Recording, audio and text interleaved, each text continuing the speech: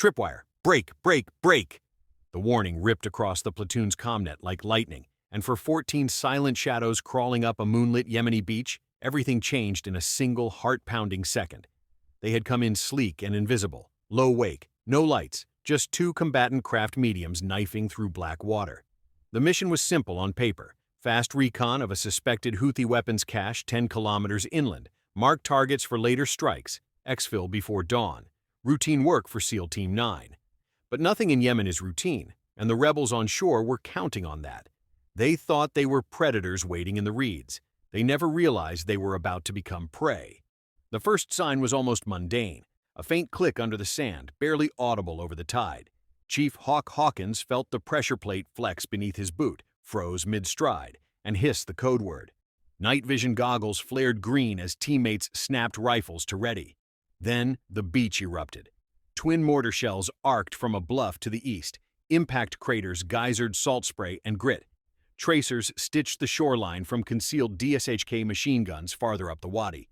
Someone had spent weeks wiring IEDs across that narrow strip of sand, betting the right tide would funnel any landing force straight onto their kill zone. A normal unit might have scattered. SEALs do something else. They pivot. Hawk lunged forward, slammed a fist into the plate, rolling the buried 155mm shell out of line before its tilt switch could complete the circuit. At the same instant, Petty Officer Cruz triggered his laser designator, painting the muzzle flashes on the ridge for every sensor in the sky. 200 feet overhead, an RQ-20 Puma drone, hand-launched minutes earlier, beamed full-motion infrared back to USS Bataan floating 30 miles offshore. Within seconds, half the Persian Gulf knew a SEAL team was under fire. The Houthis believed they were springing a trap. In reality, they had walked into one. For weeks, cyber teams at Fort Meade had been watching encrypted traffic spike around Hodeidah. Chatter about a big catch, something involving coastal mines and captured foreign advisors. Signals intelligence flagged a probable ambush window tied to moon phase and tide charts. That's why Team 9 was really there, not just to scout, but to flush out the ambushers and fix their position under U.S. eyes. The bait had taken. Hawk's platoon leader, Lieutenant Mason Dice Dyer, called it in. Contact, small arms and indirect, grid 49 QKP 381706. We are green. Request immediate Cobra. On the Bataan's flight deck, those words unleashed Protocol Iron Claw. 2 AH-1Z Vipers were already idling, crews strapped in, weapon pylons heavy with APKWS laser-guided rockets and 20mm. Catapult clearance came in under a minute. In the Air Wing's Combat Information Center, target coordinates spilled into digital kneeboards before rotor blades even cleared the deck. Back on the beach, the SEALs moved like liquid. Two-man elements zigzagged through dune grass, low-crawling past more buried shells, each marked on their HUDs by Cruz's quick-draw laser. Petty Officer Lim deployed a 4-shot M320, bouncing illumination grenades off the cliff face to silhouette machine gun crews. Every flare exposed another Houthi rifle team, and another. Too many for comfort. Dice estimated 30 hostiles, maybe more, funneling fire down two converging gullies. He keyed his mic. "Ghost Fox, this is Rhino, marking ridge with IR strobe. Danger close, north side only." The rebels saw the green-white fluttering glint, but had no idea it meant death was already inbound. 7 minutes after first contact, the Vipers arrived low over the surf, strobes dark, engines masked by the ocean's roar until they popped above the berm. Helmet-mounted displays synced with Cruz's designator. 16 rockets streaked down like angry comets. The cliff turned inside out, muzzle flashes gone before the Houthi gunners could even pivot. But ambushes are layered, and the Houthis had depth. As the Vipers broke west to avoid man-pads, a second rebel element fired 2 Iranian-supplied 358 series surface-to-air missiles from trucks tucked behind adobe huts. Both rockets chased the departing Cobras, seekers hunting turbine heat. The pilots dumped flares, juked, and called for Raptor sheath, Navy shorthand for airborne electronic countermeasures. One county over, an EA-18G Growler orbiting at 25,000 feet opened its toolkit, spewing MALDJ decoys and high-gain jamming bursts. The 358s wavered, lost lock, spiraled harmless into the sea. The beach fight had just gone joint. Dice studied his tablet. The drones were painting new signals, vehicle engines revving inland, grid-pattern IR strobes marking technicals converging on a dirt road. Hawk, cut inland 50 meters, set demo on those mortar pits. Crews, limpet charges on any hull you find. We're not leaving souvenirs. The SEALs leapfrogged through scrub. Thermals cranked up to pick human shapes in the dark.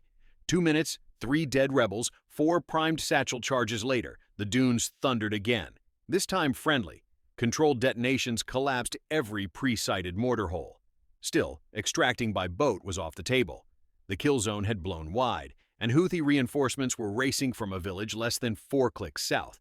Plan B executed. Oscar Mike to HLZ Cardinal.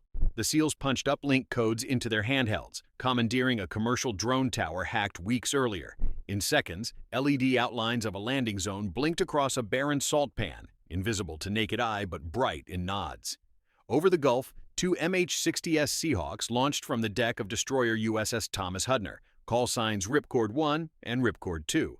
Their route skimmed Iranian radar envelopes, shielded by the Growler's blanket. Doors slid open mid-flight.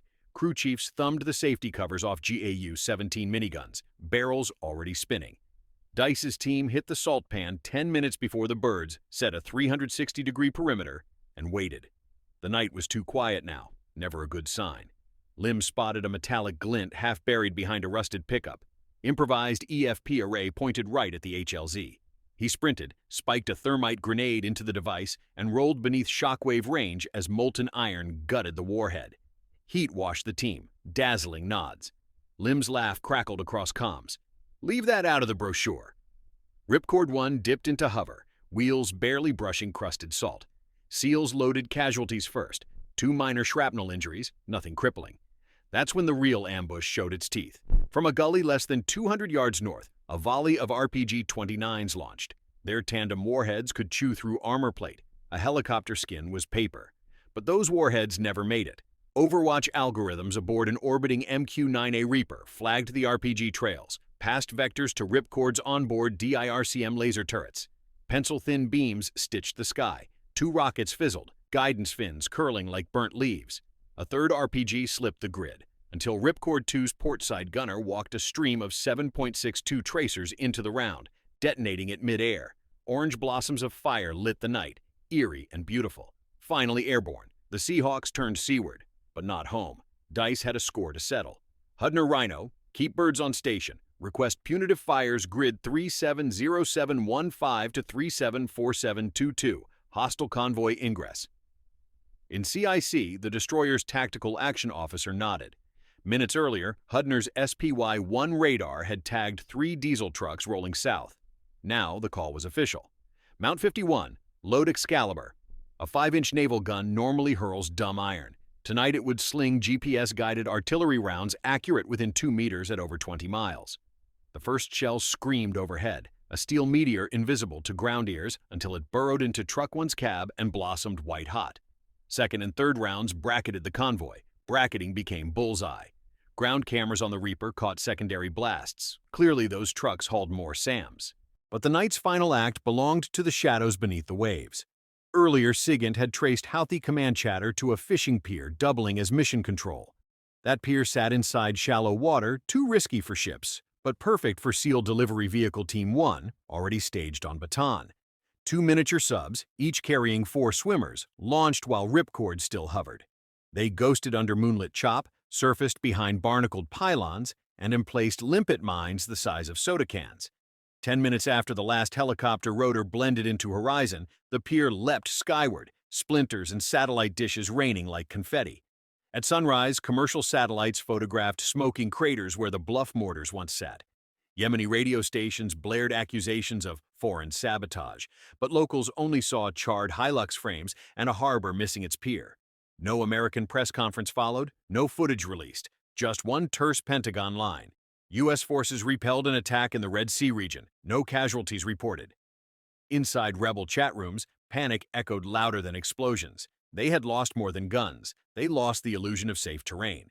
Every dune could host commandos, every sky a sensor, every pier a fuse.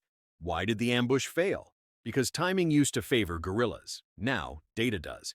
The moment that tripwire clicked, an entire kill web lit up, from a wrist-mounted tablet on the beach to a server farm in Maryland to a 127mm gun miles offshore. The Houthis tried asymmetric warfare. The response was algorithmic warfare. Faster, colder, absolute. Could they adapt? Maybe. But tonight, one lesson writes itself across Yemeni sand in blackened steel. Ambush a SEAL team, and you will not just face the men on the ground, you will face the ocean, the sky, and every silent circuit in between. And you will lose. Have thoughts on what the Houthis got wrong? Drop them below. Was it underestimating naval gunfire, over-relying on Soviet relics, or betting the beach belonged to anyone at night? Sound off. While you're at it, hit like, lock that subscribe, and ring the bell so you never miss how tomorrow's battles are fought. Often before sunrise, always before the world hears. Till next time, stay sharp, stay safe, and remember, the sea keeps its secrets, but ghosts in night vision leave none for their enemies.